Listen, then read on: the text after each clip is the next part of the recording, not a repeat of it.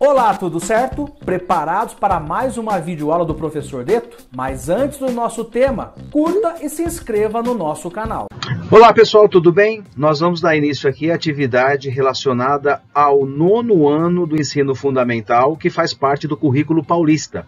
A atividade 2 tem como título Contextualizando Hegemonia Europeia e Eurocentrismo.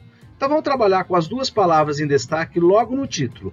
A primeira é hegemonia, que está relacionado à autoridade de um país em colocar as suas ações, os seus interesses, de um modo bastante intenso em relação à ordem mundial. Então nós percebemos que ao longo da história, vários países tiveram esse protagonismo. No século XVI, por exemplo, Portugal e Espanha eram as grandes potências que faziam parte do capitalismo comercial, estendendo seus interesses por outros territórios que iam além do continente europeu. Já no século XVIII, a Inglaterra foi a grande referência quanto à Revolução Industrial. Já no século XX, os Estados Unidos assumem essa condição de liderança mundial, principalmente no período posterior à Segunda Guerra. Mas veja que nosso título aqui é Hegemonia e Eurocentrismo. Então o destaque está dado aos países europeus que ao longo dos séculos consolidaram a sua importância econômica, política e geopolítica dentro da esfera global. Logo na primeira atividade, nós vamos trabalhar com dois textos. E aqui está chamando a atenção mais uma vez para a palavra eurocentrismo, que está destacado aqui como marca-texto. Então nós temos o texto número 1, que fala sobre a questão do mapa. No texto 2, aqui vai falar a respeito de um período histórico, se você observar lá, século XV. Então vamos lembrar que o século XV vai de 1401 até 1500. Ele destaca, olha lá no marca-texto, Escola de Sagres, foi uma escola portuguesa importantíssima para ensinar as técnicas de navegação. E depois, lá no final, a importância dos mapas, como que eles são produzidos e os interesses que eles representam. Agora vamos lá para as questões e discutir um pouquinho sobre o que cada um desses textos traz para nós e o que nós podemos aprender com essa unidade. De acordo com o texto número 1 que está no nosso material pedagógico, como provavelmente surgiu a palavra mapa? É a primeira questão. E ela está explícita lá no primeiro texto. Quando a gente faz a leitura, vai encontrar essas informações, que provavelmente era de origem cartaginesa. E o que significa mapa? Toalha de mesa. Tem uma explicação. Na época, os navegadores sentavam para conversar, debater ao redor da mesa. E nas suas discussões, eles iam fazendo anotações, eles iam fazendo marcas, eles iam colocando pontos, rabiscos que representavam rotas. Então, essa origem da palavra mapa está diretamente com uma ação prática que era realizada pelos grandes navegadores. Então, cada informação que eles compartilhavam com os colegas, eles registravam nessa toalha de mesa, o que dá essa condição de algo plano que permite uma visualização mais simples e mais objetiva. Qual é a finalidade da projeção cartográfica? Vamos lembrar que projeção cartográfica é uma forma de você representar um determinado território, uma parte ou todo, em uma superfície. Então nós temos vários mapas hoje que são produzidos com muita tecnologia, mas no passado isso não era uma tarefa tão simples. Claro que nem todos os mapas saíram de modo perfeito, mas ajudavam muito, principalmente para os navegantes que buscavam terras além mar, e para isso eles tinham que ter uma rota estabelecida. Afinal, mas qual é a finalidade da projeção cartográfica? É ter a capacidade de reproduzir a esfera terrestre em um plano. Mas aí tem um problema. A Terra não é plana, a Terra é esférica. E quando nós vamos reproduzir algo esférico de maneira plana, nós vamos encontrar distorções. Aqui eu coloquei 3 modalidades de projeção cartográfica. A primeira que nós estamos vendo é a projeção cônica. A do meio é a projeção cilíndrica, que é uma das mais usadas, são as que mais fazem parte dos mapas que nós estudamos. E a da direita, a terceira, é uma projeção plana, equidistante ou azimutal. Nesta questão, nós vamos observar o que está grifado nas últimas linhas. Está grifado assim, Os mapas, como meios de representação, traduzem os interesses e objetivos de quem os propõe. Então ele está dizendo assim, explique com suas palavras o que o trecho grifado está nos dizendo. Então, de uma maneira muito simples, os mapas, eles têm um conteúdo que representa os interesses de quem está produzindo esse mapa. Então, logicamente, que quem é o autor vai dar destaque àquilo que julga relevante, porque é uma forma de você colocar no papel, reproduzir numa carta, no mapa, numa toalha de mesa, aquilo que tem o seu propósito. Então, todo mapa ele tem objetivos, e geralmente esses propósitos expressam o interesse do autor. No exercício seguinte fala assim, como que as representações do espaço geográfico e do tempo histórico são indicativos da hegemonia europeia. Se você olhar esse mapa, ele é um mapa muito antigo, ele é um mapa que tem séculos, cerca de 500 anos.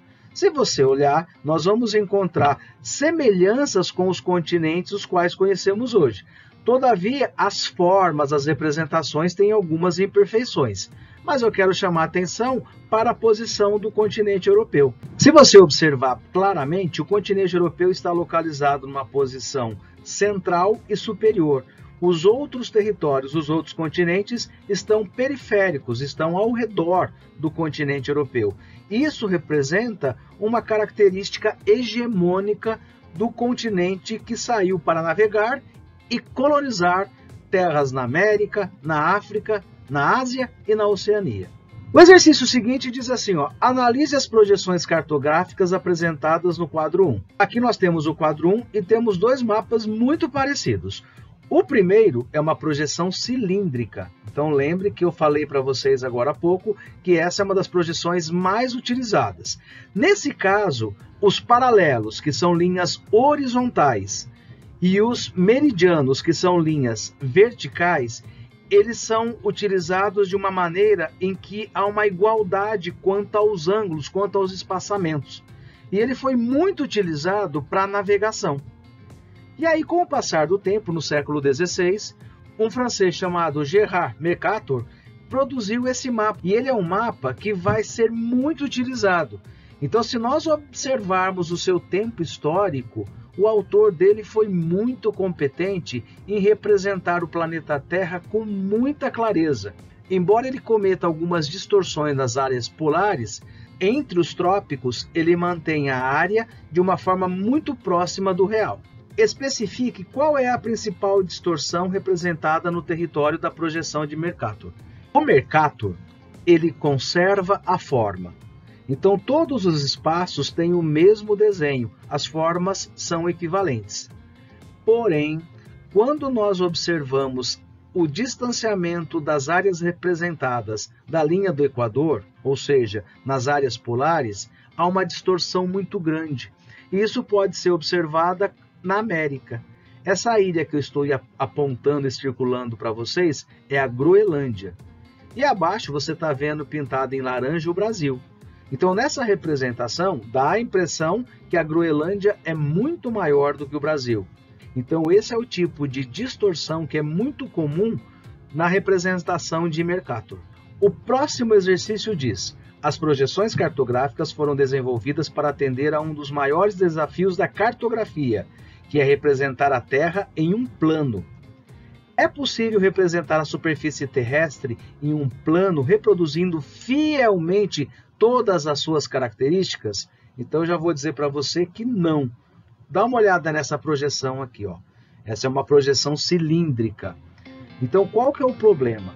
Como se trata de uma esfera, quando você transforma a superfície da esfera em algo plano, haverá distorções. Ou a forma ou a área será prejudicada. Então é importante entender que não é possível representar a esfera da Terra com perfeição. E aqui eu quero colocar até um questionamento, um desafio bem interessante aqui para nós compararmos. Suponhamos que o planeta Terra fosse um cubo com 6 lados e eu quisesse transformar esse cubo de modo plano.